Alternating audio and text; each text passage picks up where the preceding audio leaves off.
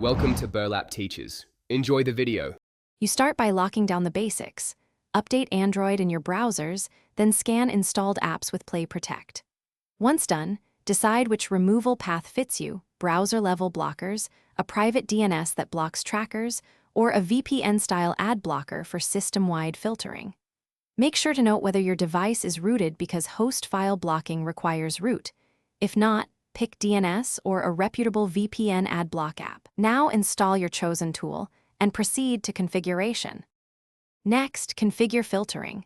Open network settings and set private DNS to a provider that filters ads, or install a VPN-based ad blocker and grant the required permission.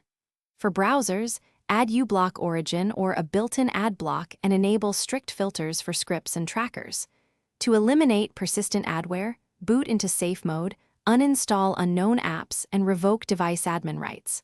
Once done, clear browser cache and app data to remove stored ad scripts and cookies that can resurrect ads. Finish by testing common apps and websites to confirm ads are gone. If pages break, temporarily whitelist them or loosen filter levels.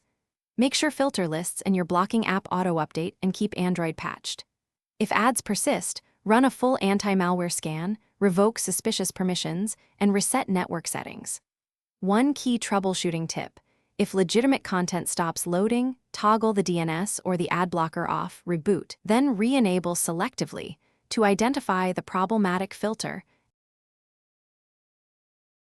Thanks for watching. Consider subscribing if this video helped you.